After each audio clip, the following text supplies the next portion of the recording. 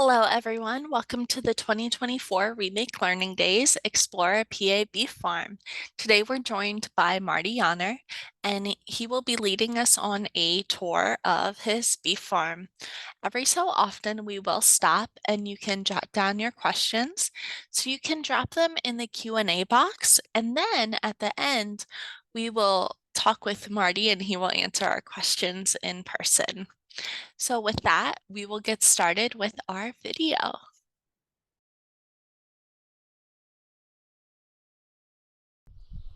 Hi, I'm Marty Yahner from Cambria County, and we are beef producers here with my brother Rick. We're the sixth generation here in this property, and May is Beef Month, in case you didn't know it. And we're filming this, by the way, in mid-April, but you're seeing it in mid-May. But anyway, so we buy the young feeder cattle, and we sell them about 450 per year. And so most of them go to JBS, the packing plant. That's down in Souderton, Philadelphia. And so this is where your steaks and hamburger and roasts and all that come from. And so they're tame. They're domesticated animals. We don't get many wild ones, and that's the way we like it. Some are actually like a big dog. They really like to be petted. And I even have a few that over the years I can literally get on their back and just sit on them like a horse, and they'll just stand still. That's how they are. But anyway, most farmers like myself that are beef producers are BQA, that's Beef Quality Assurance Certified. That is a program through the Pennsylvania Beef Council, which I'm also a member of on the board of directors. And that is, we're actually trained about good animal husbandry, not just only to keep them healthy and happy, because healthy and happy livestock, we take care of them, they take care of us, because it is about making money. And it is about feeding America and feeding the world. So we take it very seriously. So the BQA is very important because we're certified into good, proper animal husbandry. And there's all kinds of things involved for animal health, animal welfare, animal well-being, and a quality product for you, the consumer.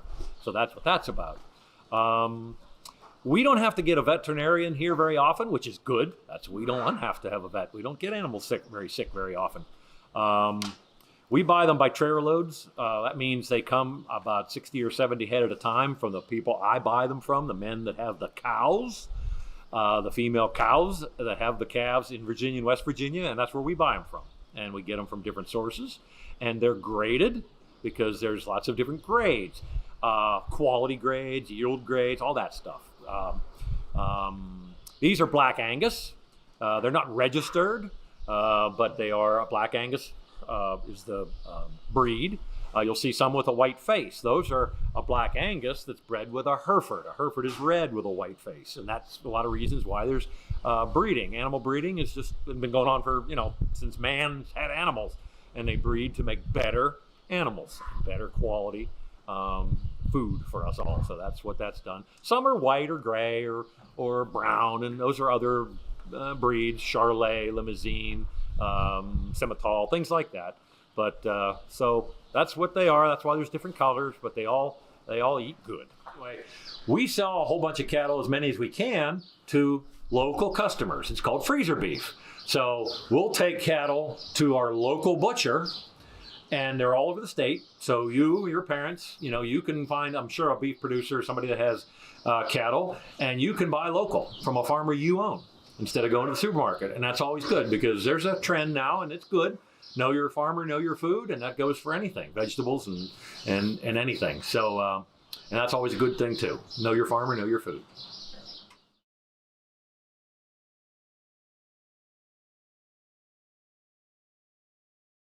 Grow corn, oats, wheat, hay, and soybeans.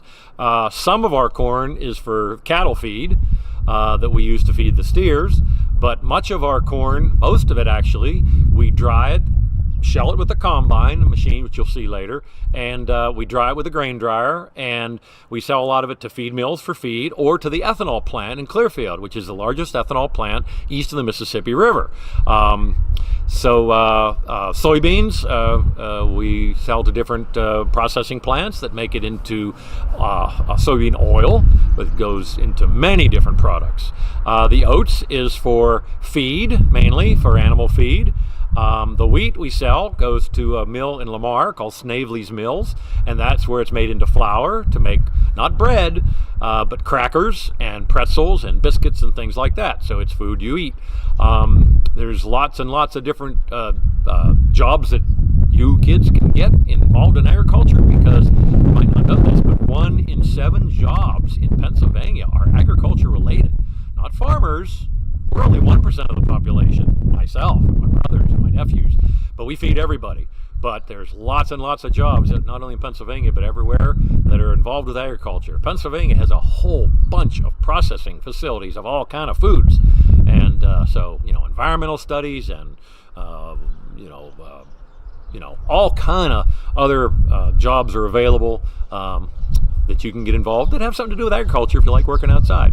But we have about 250,000 bushels of grain storage at this farm. That's enough that we can store all of our crop that we harvest. We don't have to sell it at harvest time. Some farmers don't have grain bins. They don't have grain dryers. They just sell right out of the field, and sometimes that's okay. But sometimes you can get more money for the crop if you hold it and sell it later, not at harvest time. So that's what we try to do.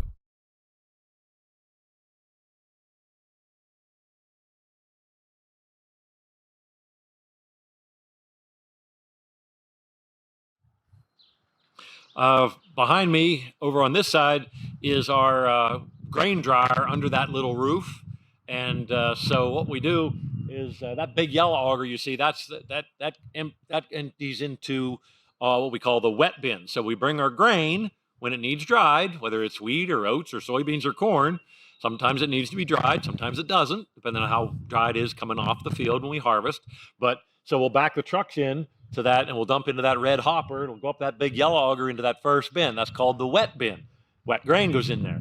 Then it'll automatically go into that dryer, which if it works all right, it's set up right, it'll dry the grain to the right moisture and then dump itself out and keep drying into that other bin behind it. We call that the cooling bin, where it'll cool the grain some, and then we unload that into the big bins that we saw behind them. So that's our grain operation. We also have at the other farm, because we farm in 5 townships, and I have another farm, like I told you, where the feeder cattle, where we start the young feeder cattle, and we have big grain bins up there too. They have a different drying system. It's called an in-bin drying system. So those bins have a dryer that blows the fan blows the hot air in with a burner, blows the hot air into the bin, and it dries inside the bin. And it also has what's called an agitator. It has little augers that slowly move around and turn and stir the grain very slowly. So that's a good system too. So over on this side, you'll see one of our many different trucks. We have lots and lots of trucks of all sizes that we haul the grain from the farm, from the fields to the farm. And then when we sell grain, obviously we have to haul it to where we haul it. So a lot of farmers don't own a lot of trucks. They'll have other companies haul their grain from the farm to the places where we sell, but we like to haul it all ourselves.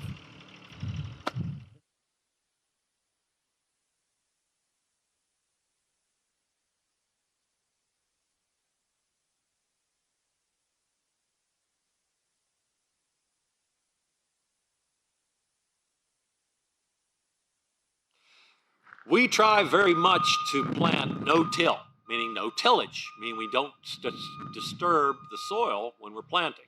Now, our corn and soybean planters are not at this farm, but they are true no-till. They're 30 feet wide and plant, corn is 12 rows wide, and the bean planter is also 30 feet wide.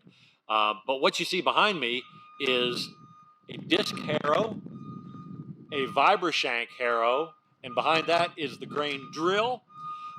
That's what we use to plant oats or wheat. Some people can plant soybeans with that too. They are all folded up. They're folded up, the wings are up, as you can see, and the grain drill is folded together. It has 3 sections, and it's folded up to go down the highway.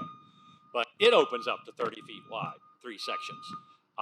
So we do a little bit of tillage when we plant oats and wheat, just a little bit. It's called minimum tillage. We use the disc one time over the field just to break it up a little bit, and then the field cultivator or vibrishank harrow levels it nice, and then the planter does a great job of planting. So we try not to do any more tillage than we have to, because soil erosion is what we all try to avoid.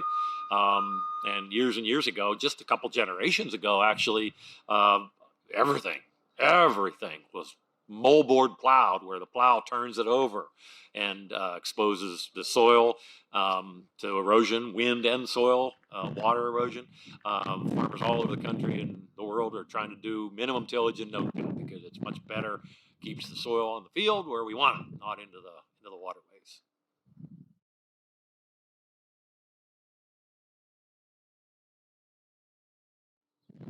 So here in Northern Cambria County, Patton is my address. We're 13 miles north of Ebensburg, which is the center of Cambria County. And so we live in the middle of the Patton wind farm. So I think you see 4 turbines behind me. Those turbines, there's 15 of them in the Patton wind farm. They were built in 2012. I helped to develop this project with the company that put them up. I'm a firm believer that we need all the above when it comes to energy sources for our nation and for the world. And so I was happy to help them develop this project. But yeah, those are 2 megawatt turbines each one, and they produce a whole bunch of power, and it's clean energy.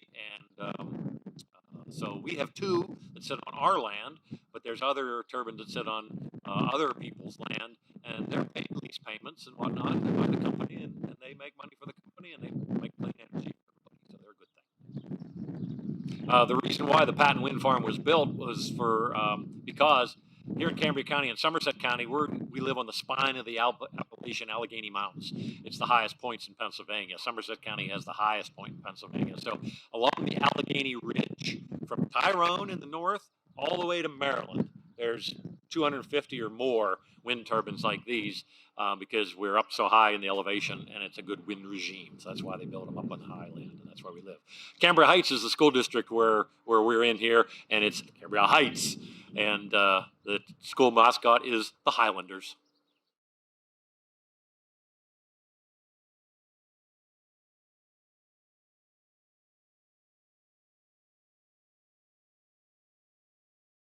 So as I said, my brother Rick and I are the 6th generation to farm here.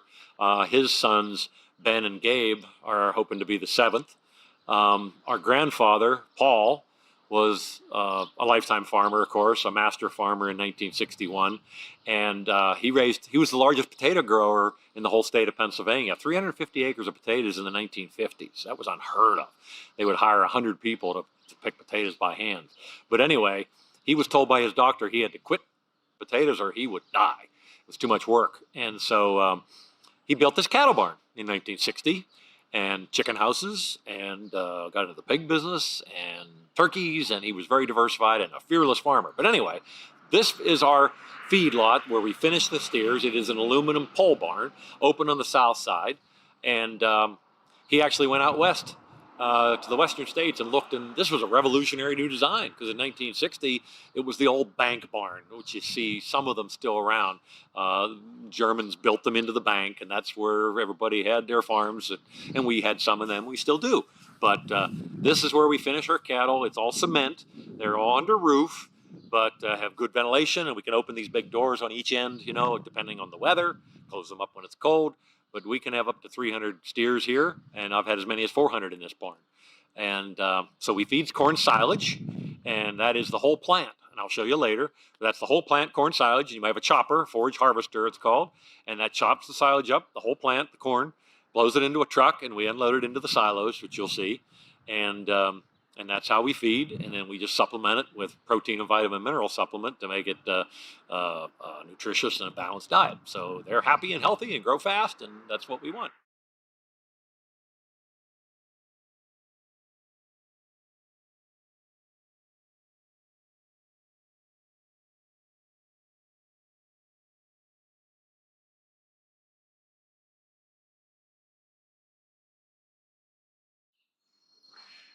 This is one of our 2 combines.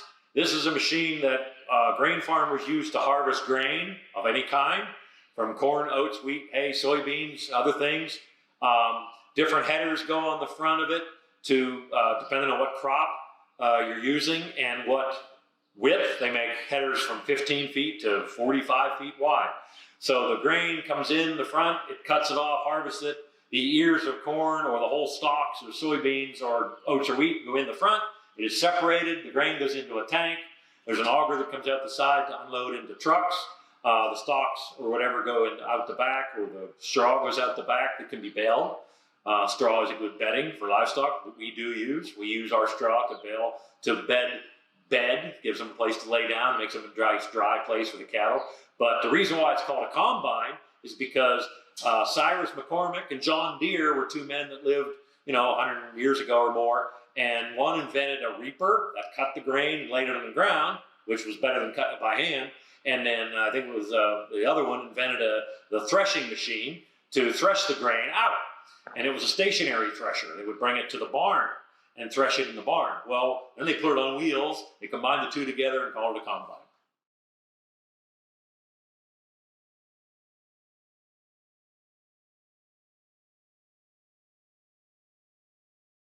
So as I told you, we have a lot of equipment. Much of it isn't here. It's on our other farm or other various farms around where we're actually using them. They're being used. But this is our sprayer, or one of them. A pickup truck sprayer. It's got a 500-gallon tank, and it can fold the wings out to 60 feet wide. And so crops need to be sprayed for fertilizer, liquid fertilizer in many cases. Different crops for different things, herbicides, insecticides, fungicides, all these things that we can grow the crops, profitably. And like these pesticides, they're expensive. So we farmers, we don't use any more than we absolutely have to. We use them at the labeled rate. And so, that's what we have to do. People sometimes ask me, do you use chemistry? Do you use chemicals? We say, well, yeah, because if we didn't, your food would be a lot more expensive.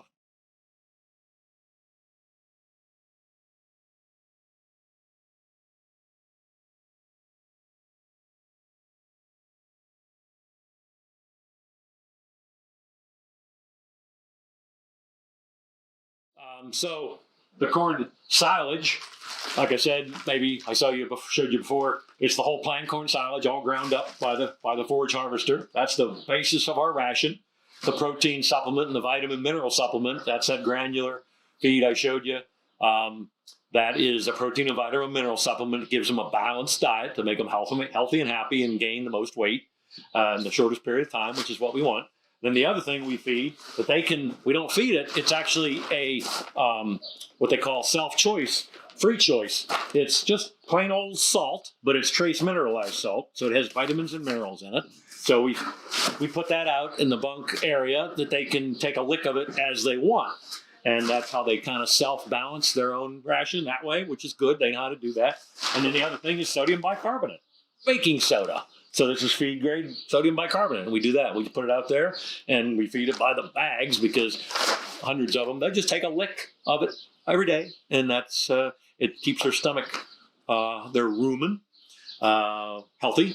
Cattle have four stomachs, or I should say four chambers of a stomach. They have a rumen, the omasum, the abomasum, and the reticulum. So that's how they can digest fiber.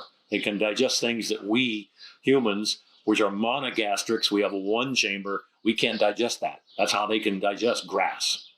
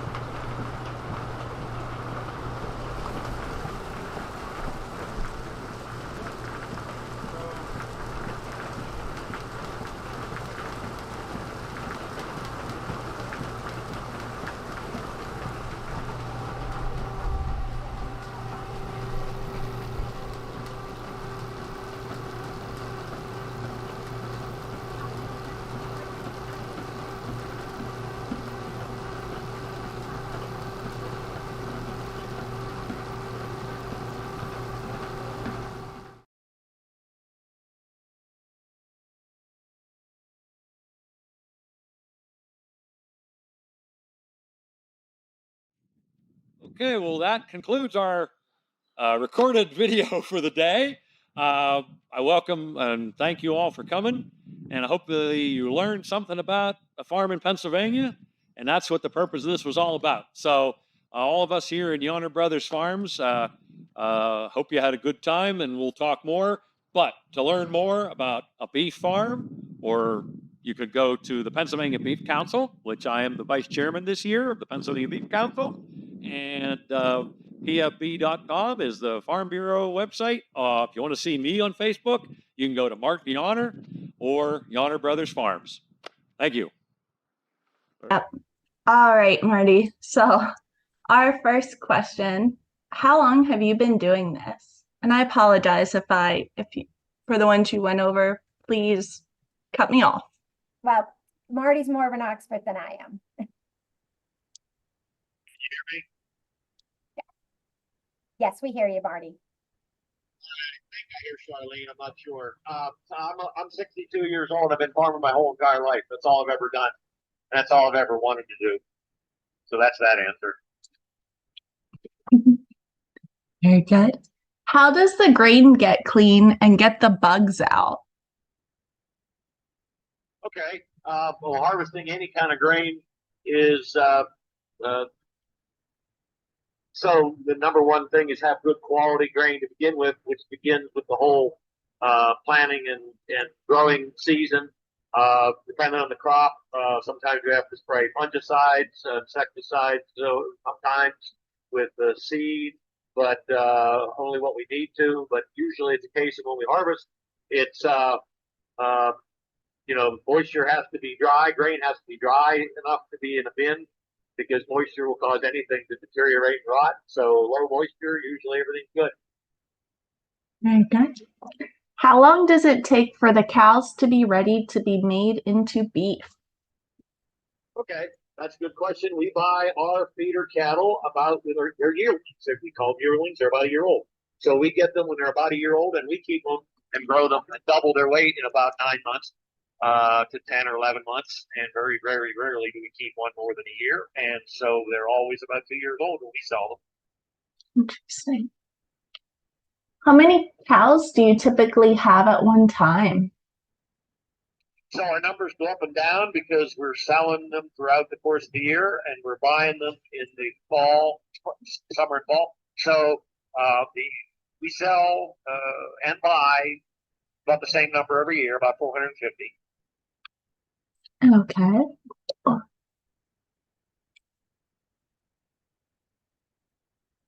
All right. How long does it take to butcher a cow, and how many people can one cow feed? Okay, we do sell what's called freezer beef. So individual customers, friends, family, acquaintances, I advertise. I advertise in newspaper and on Facebook and whatnot, and social media. And so we sell directly to customers. What I mean by that is we take them to the local butcher, about 5 steers per month, and that supplies the customers that call me and want freezer beef. They could buy about a quarter of a beef at a time, or a half or a whole, whatever they want, and they can have it cut up by the butcher the way they want it. And so the butcher is just a small operation. He only has 3 or 4 people, and he kills slaughters about 10 a week, I think. But a quarter of a beef weighs about 400. A quarter of a beef weighs about 200. And so that put that in your freezer, and it lasts people sometimes the whole year. So kind of 2 related questions. How much do the bigger cows weigh, and how much does the average cow weigh? Okay, so that's a good question. We buy them when they're about 700 pounds, 750 pounds. Sometimes we buy them. And in the video, you saw some average weight, but I don't think you saw many that were ready to sell at that time. We sell them when they're 1,400 pounds on average. So we double their weight. And so dairy cows can be bigger, because they're older and they can be bigger, even 1,600 pounds. You can have bulls, big bulls, even weigh a ton. Yeah, it's cool. Do you ever keep any of the cows, or do you send them all? No, we don't keep any for pets, although some are pretty tame and I can pet them like a dog. But no, they all go for food. They all go for beef. And of course, we put our own freezer beef, in our own freezer. Mm-hmm. That makes sense. Couple more. How active are cows? How active? That's a good question. So the cattle, like hogs, they have personality. They definitely are like people. Some are just afraid. Some will run to the other or walk to the other side of the barn. When you come in. Other ones are just as tame as a dog. They'll literally follow me around, want me to pet them. But anywhere in between. But usually they're a domesticated animal, but yet they usually keep their distance. Do your beef cows also produce milk? No, milk is only produced by a female cow. We don't have any females. All of ours are steers. So a lot of times people say, I want to order a cow. And I jokingly say, well, I don't have cows. We have steers, which are castrated bulls. So bulls are the male when they're born. Heifers are the females when they're born. A heifer is a cow, a female that's never had a calf. Once the female bovine has a calf, then she's called a cow. A steer is a castrated bull. And the reason why they're castrated is the same reason why 4 pigs are castrated to make them into marrows. And that's because it makes them meat tender and better flavor and they're less wild. Mm-hmm. Interesting. On that about the meat, what's the largest weight of meat you've ever gotten from one steer? Okay. Yeah, that's a good question. So whenever we sell them to the big packing companies like JBS or Taylor Cargill beef, where they kill, 1,700 or 2,000 a day, 4 or 5 days a week, and supply beef up and down the East Coast and even export. So they go by what's called carcass weight. So whenever the steer or cows or anything are slaughtered and they're of course they're skinned and gutted, and so the carcass is what's hanging in the cooler. So they call a side of beef is a half or a side, a side or a right side, because when it's hanging, they split it down the spine, so you literally have a mirror image of the left side and the right side. And each half is about 400 pounds. What we used. Interesting. And which type of steer which breed produces the most beef? Okay. Most cattle are black. A black Angus is the breed, or crossbreed of Angus. So, ours are not purebred, genetics wise. They're a crossbreed. And if you saw in the video some with a white face, that means that was its mom and its dad were either a Angus or a Hereford cross. And what a Hereford is red with a white face. And there's different maternal reasons to have to do that. But so black baldies or black white face, or the black cattle with a white face. But we like to buy and sell black Angus because that's what the customer wants. If you go in a supermarket, you might even see an advertisement in the supermarket that says CAB, Certified Angus Beef. We actually get paid a premium by the packers for that because that's what the consumer wants usually. Now that's going to make the people that grow other breeds get mad at me. That's the truth. Mm-hmm. So how much does a farm cost? Say that again? How much does a farm cost? Well, like real estate, farmland, like is real estate, right? And it's open land, of course, but woods and land and cities, it's all real estate. And in real estate, they say 3 things are what determine the value: location, location, and location. So farmland values, we own about 1,400 acres, but we rent, that much more from other neighbors. But anyway, the land can vary in price, but depending on the development pressure. If you're a city, and where people want to buy for development, build things on it, buildings, the land value is much, much, much, much higher than the land with less development pressure like we're on. Do you know how many beef farms there are in Pennsylvania? I I don't know that off the top of my head, but you could. I should, because I'm on the Pennsylvania Beef Council, I'm the vice chairman this year, and I should know that. So I apologize, but I mean you can find that. Google that really easy. So Yeah. go to the Pennsylvania Beef Council, Google them, and you can get all kind of information there. Interesting. So we have some questions about grains and feeding habits. How much grain do the cows eat in a day? Okay, so we feed the whole plant corn silage you saw in the video. That's the whole corn plant. That's a real well-balanced diet. It's high in roughage, but yet it's not a lot of grain in it. A whole ear of grains and pearls.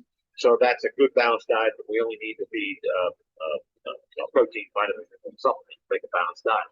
So the typical full-grown ones probably need at least 50 pounds a day, I think.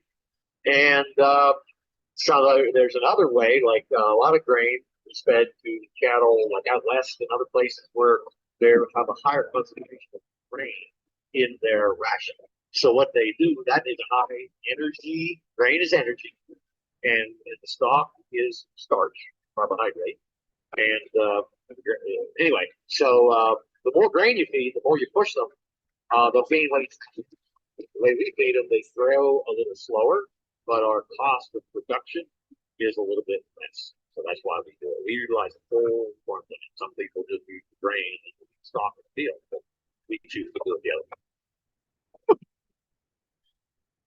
So why do they add salt to the grain? We don't add salt and feed. We're not force feeding. It's called free choice.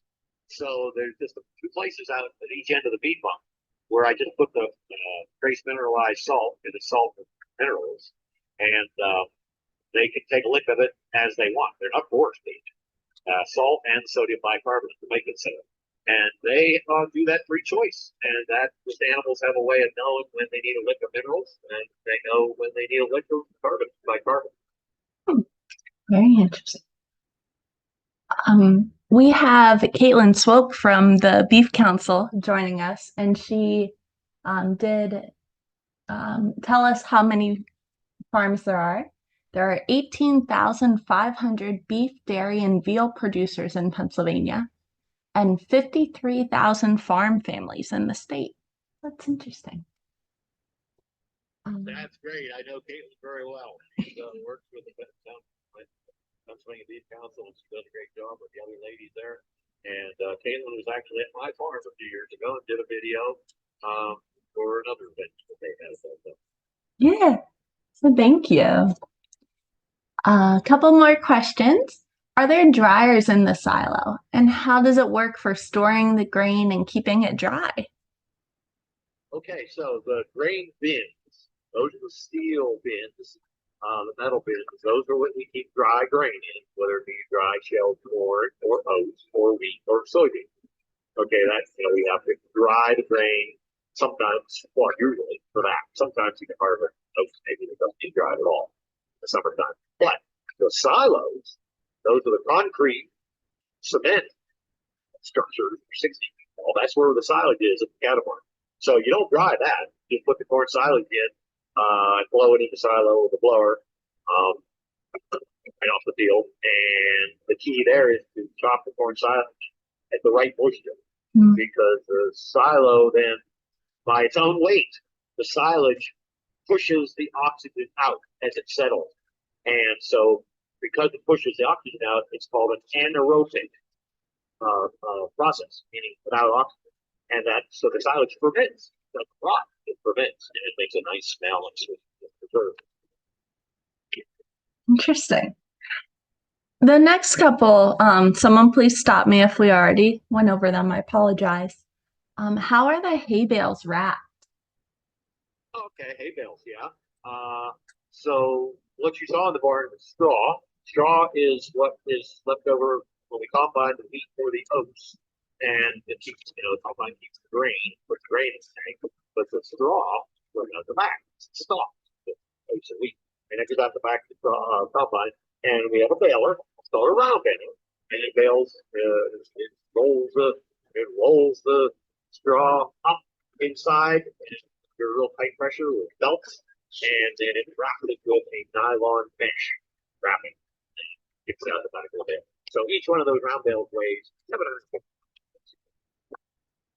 Wow, it's a lot. So how long is your average workday working with the farm? Oh my. Well, in the wintertime, maybe, 10-hour days. In the summer, harvest time, harvest time, planting time, it could be 20-hour days. A lot of time that. And now, pretty much all the farmers everywhere, pretty much everybody, we're behind schedule of planting. And that's rather to plant corn or oats or wheat or potato grain or not wheat, soybeans in the spring. Everybody across the country, most places, we're behind schedule, so we really got to go. Interesting.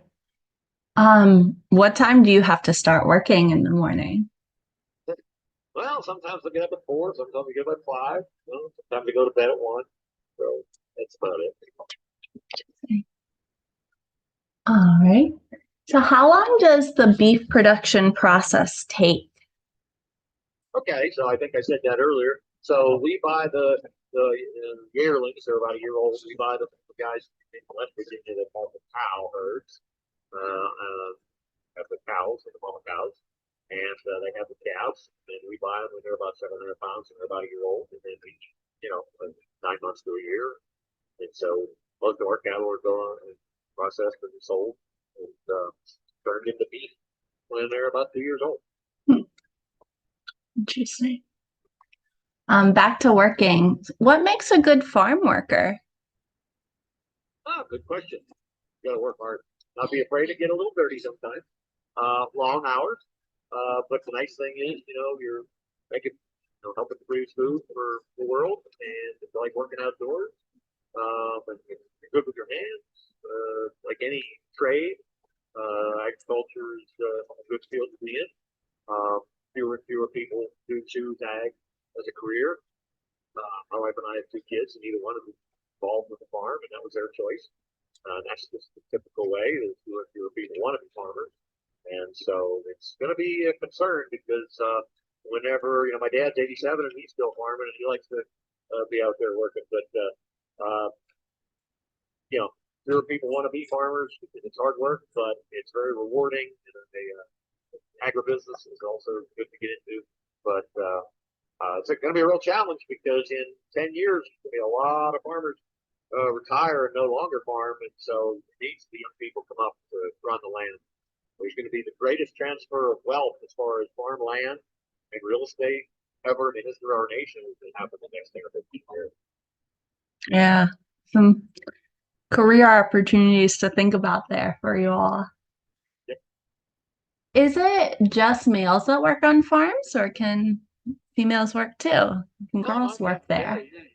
So yes, women are involved in agriculture, of course, very much so. Maybe more now than ever. I think that's a good statement. True. Either young or there's farm owners. Well, probably more farm owners that are women than ever before. Yeah. Very cool. Very cool. Couple more. Does your grain go to major companies? The grain? Mm-hmm. The grain. Oh, yeah, okay. I think I said it. So our wheat, we sell to Stabley's Mill. They're up at, they have multiple mills. We sell it at Lamar, which is on Route 80, kind of Lamar on Route 80, west of state, or east of state college. They make it into flour. So hard red winter wheat is grown west of the Mississippi is made for bread. We grow soft red winter wheat here in eastern Mississippi. So it goes for crackers and biscuits and cookies and things like that, but not bread. The corn, we sell a lot to the ethanol plant in Clearfield to make bio ethanol. It goes in your gas tank, and they have the largest ethanol plant east of the Mississippi. They grind process over 100,000 bushels a day. So we grow enough corn to supply them for about 3/4 of a day. Ethanol is great because it's a renewable resource and it burns clean. and there's no pollutants, and it lowers the cost of gasoline, and then we don't have to buy oil from other countries who don't like us. The oats goes for feed, mainly feed for livestock. Soybeans goes to make soybean oil and meal, but lots and lots of byproducts for that. But the meal is just for feed usually, and the oil is made into lots of different things. You might not know, but there's plastics and polymers and all kind of things now. They're figuring out how to make hundreds of things. They're learning how to make out of soybean oil. It's great. That's super exciting. Mhm. Um, a couple more. What was in the bucket that you were putting through the machine in the video? In the feed room when I was feeding the cattle, I think they mean. I think so. Okay, yeah, that was the protein and vitamin and mineral supplement. That is where, if you saw, I was adding that and blending it in as it goes through the feed room, as the silage goes through the feed room out to the feed pump where the cattle eat it. And I blend that in, and they only get 2 pounds per head per day. So I just blend that in, and it mixes as it goes out the feeder, and that gives them a balanced diet, the vitamins, minerals, and protein. Very good. Do they get growth hormones? No, we don't do that. It's fine. There's nothing wrong with it. It's called an ear implant. It's literally a silicone ear implant. You catch them in a head gate, one at a time, and it restrains them. And you put that a little tiny pellet, and it's a slow release growth stimulant. It stimulates the pituitary gland, and it makes them more feed efficient, grow faster. Totally, been around for 30 years or more, and it's great. We don't use it, so that's that answer. But it's fine. It's good. Yeah. We may have answered this, I'm not sure. Where do you get your young calves? We buy them from different sources. Well, men that have the cows, beef cow herds in Virginia, West Virginia. I buy from various sources. Okay.